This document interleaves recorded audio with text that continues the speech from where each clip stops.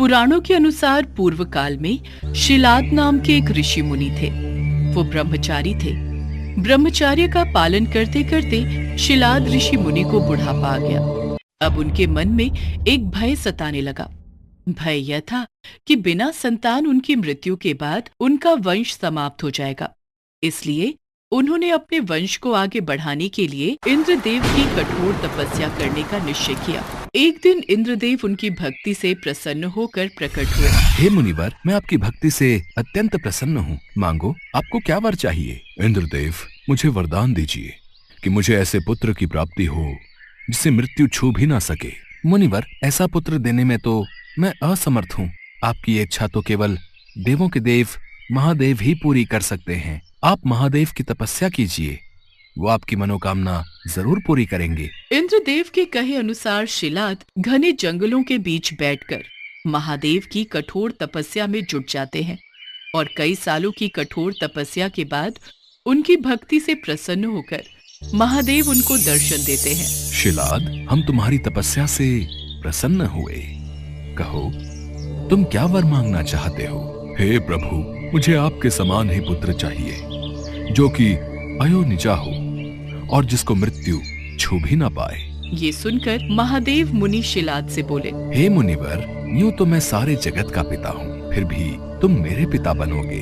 मैं तुम्हारा अयोनिज पुत्र होऊंगा तथा मेरा नाम नंदी होगा। इसके बाद महादेव अंतर्ध्यान हो गए। फिर ऋषि मुनि भी खुशी खुशी अपनी कुटिया में चले गए। कुछ समय बाद शिलाद भगवान शिव के नाम से यज्ञ कर रहे थे। उसी यज्ञ कुंड से एक बालक उत्पन्न हुआ। उस बालक का मुख बेहद ही मनमोहक और लुभावना था। वाह, कितना मनमोहक और सुंदर अंश है मेरे शिव का। अब तो ऋषि शिलाद की प्रसन्नता का कोई ठिकाना ही नहीं था।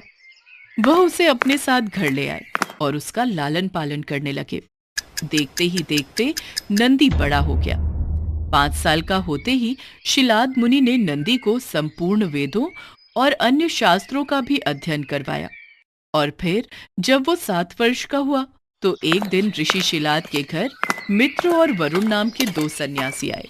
ऋषि शिलाद की आज्ञा से नंदी ने दोनों सन्यासियों का खूब आदर सत्कार किया, उन्हें भोजन कराया। खाइए मुनिवर, खाइए। अगर आपको किसी और चीज की भी आवश्यकता है तो मुझे बताइए। नहीं नहीं, हमारा पेट भर गया। हमें और कुछ नहीं चाहिए। आपका बहुत बहुत शुक्रिया। ऋषि शिलाद के घर मिले इस सेवा भाव से दोनों सन्यासी अत्यधिक प्रसन्न हुए। जाने से पहले दोनों सन्यासियों ने शिलाद ऋषि को लंबी उम्र और खुशहाल जीवन का आशीर्वाद दिया और नंदी को बिना आशीर्वाद दिए ही जाने लगे। अगर आप बुरा न मानो तो मैं ये जान सकता हूँ कि आपने मुझ बूढ़े को तो आशीर्वाद दे दिया, लेकिन मेरे बेटे नंदी को नहीं। तब सन्यासियों ने बताया, हमें ये बात कहते हुए बेहद ही दुख हो रहा है, लेकिन सच तो यह है कि नंदी अल्पायु है, अर्थात उसकी आयु बहुत कम है। हाँ मुनिवर, उसके पास केवल 1 वर्ष का ही समय है। आपके इस पुत्र की आयु बहुत कम है, इसलिए हमने इसे कोई आशीर्वाद नहीं दिया। उन दोनों सन्यासियों की बातें सुनने के बाद अंदर जाकर शिलाद ऋषि नंदी को गले लगाकर फूट फूट कर रोने लगते हैं।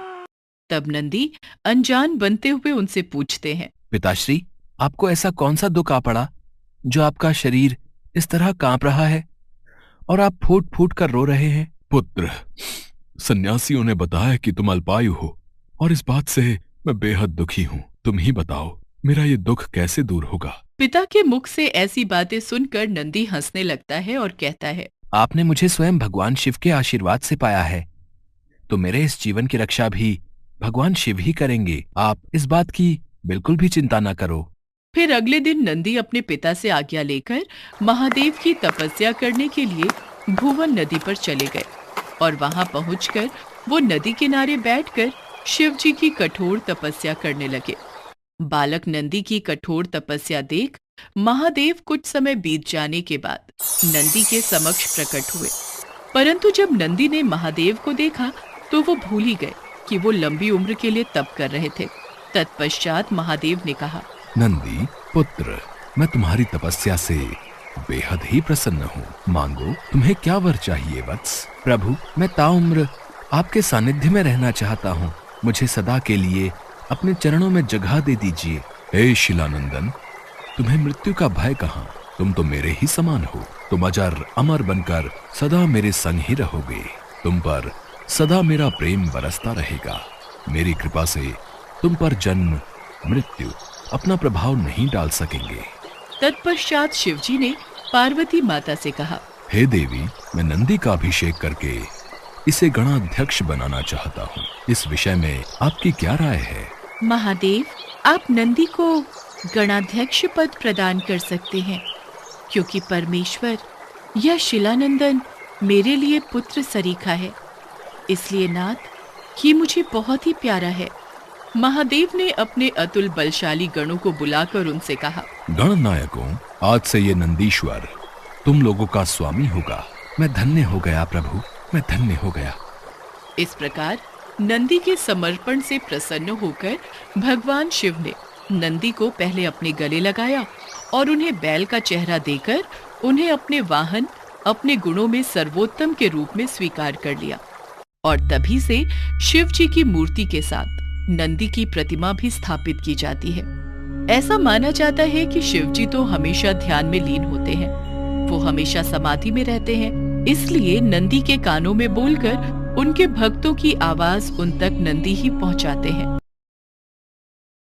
एक समय की बात है, भानुपुर नामक गांव में शंभू नाम का एक किसान रहता था। शंभू भगवान शिव का बहुत बड़ा भक्त था। रोजाना सुबह उठकर भगवान शिव के मंदिर में जाना और शिव जी की मूर्ति के साथ शिवलिंग की पूजा करना उसका नियम था। शंभू के पास मोती नाम का एक पालतू बैल था, जिससे शंभू अपने खेत में हल जोतता था।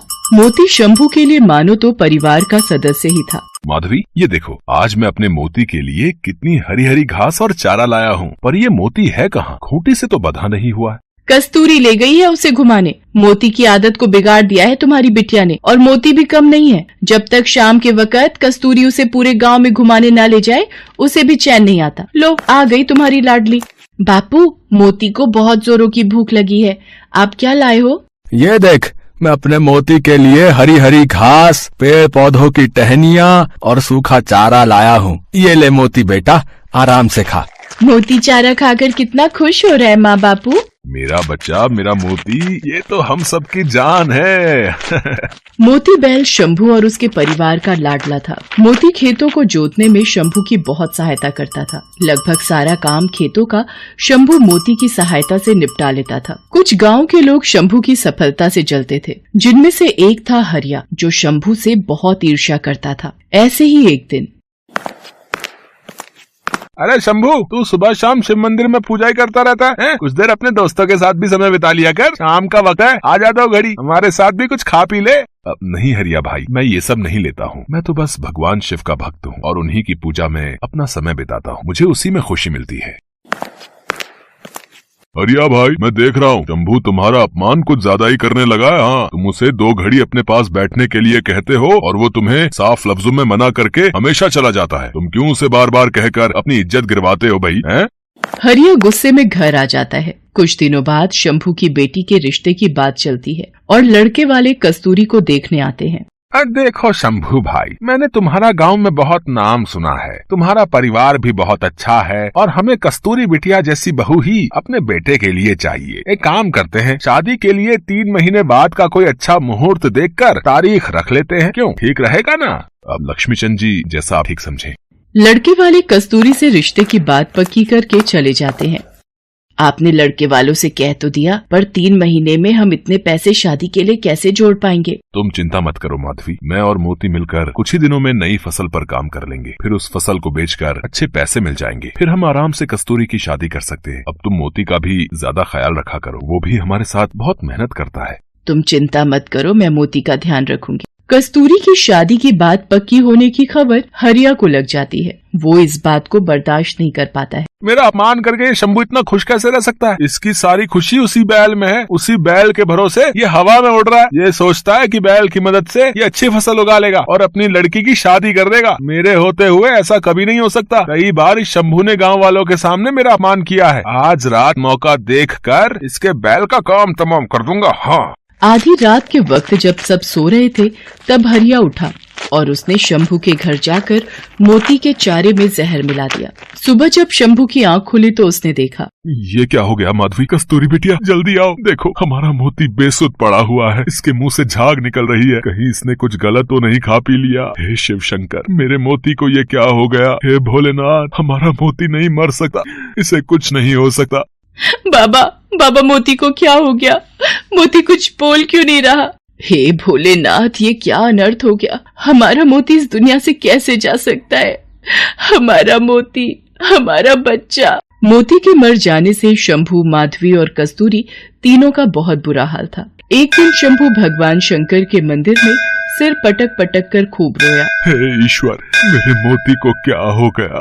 मुझे मेरा मोती वापस दे दो प्रभु। मैंने आपकी हमेशा सच्चे मन से पूजा की है, मेरे मोती को आप ऐसे नहीं छीन सकते। यदि मैंने सच्चे मन से आपकी पूजा की है तो प्रभु मेरे दुख दूर करो, मेरे मोती को वापस भेज दो प्रभु। शंभू भगवान शंकर की मूर्ति के आगे बिलक बिलक कर रो रहा था। तभी उसे मंदिर के द्वार पर एक बैल आता दिखाई दिया, जो देखने में बिल्कुल मोती के जैसा ही था। मोती? हे ईश्वर, ये बैल तो बिल्कुल मेरे मोती जैसा है, आसपास तो इसका कोई मालिक दिखाई नहीं दे रहा, ये कहाँ से आया है? हे प्रभु, ये आपकी कैसी लीला है? आपने मेरे लिए मेरे मोती जैसा हूबहू एक बैल भेज दिया। शंभू भगवान शंकर का आशीर्वाद मानकर खुशी खुशी उस बैल को घर ले आता है और आकर सारी बात माधवी और कस्तूरी को बताता है। बाबा, ये बैल तो बिल्कुल हमारे मोती जैसा है। मुझे तो ऐसा लगता है भगवान शंकर ने हमारे मोती को वापस भेज दिया है। देखो बाबा, ये मुझे पहचानता है, मेरे हाथों से चारा भी खा रहा है। हे शिव शंकर, आपने इस बैल को भेजकर हमारे सारे दुख दूर कर दिए, वरना मोती के बिना तो हम बिल्कुल अकेले हो गए।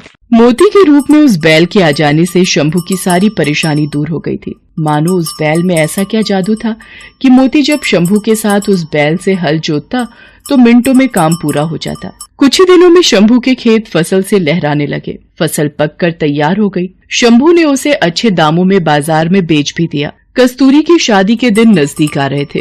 शंभू उस बैल की मदद से खेत पर बहुत जल्दी काम करने लगा था। ये बात जब हरिया को पता चली तो उसने दोबारा अपनी चाल चलने की सोची। शंभू की तो खुशी का ठिकाना ही नहीं है, बड़े जोर शोर से अपनी बेटी की शादी की तैयारियां कर रहा है। इसके पास दूसरा बैल जब से आया है तब से ये ज्यादा खुश दिखाई दे रहा है। मुझे इसके दूसरे बैल को भी मारना होगा। सब सो चुके हैं, जल्दी से इस बैल के चारे में जहर मिला देता हूँ, ये भी मोती के पास ऊपर पहुँच जाएगा। हरिया जैसे ही उस बैल के पास जाता है, बैल मानो किसी जादुई शक्ति से अपनी रस्सी खोल लेता है और हरिया के पीछे भागने लगता है। हरिया चिल्लाता है, कोई बचाओ, बचाओ, मुझे ये बैल मार देगा, मुझे मार देगा, मुझे माफ कर दो, मुझे माफ कर दो, मैं ऐसी गलती दोबारा नहीं करूँगा। मोती बेटा रुक जाओ, हरिया के पीछे मत भागो। शंभू भाई, मुझसे गलती हो गई, मैंने ही तुम्हारे पहले बैल को जहर देकर मारा था, मैं इसे भी जहर देकर मारने वाला था, पर पता नहीं ये बैल कोई जादुई बैल है, इसने अपनी रस्सियां खोल ली और मेरे पीछे भाग पड़ा। इससे कहो मुझे माफ कर दे, मैं आज के बाद कभी भी किसी के साथ गलत नहीं करूँगा। जैसे ही हरिया अपनी गलती मानता है, वो बैल शांत हो जाता है और वापस शंभू के पास लौट आता है। गांव के लोगों की सलाह पर हरिया को उस गांव से निकाल दिया जाता है। हरिया को उसके किए की सजा मिल जाती है। शंभू धूमधाम से अपनी बेटी कस्तूरी की शादी करता है। शंभू और माधवी उस बैल को भगवान शंकर का आशीर्वाद मानकर उसके साथ खुशी खुशी रहने लगते हैं।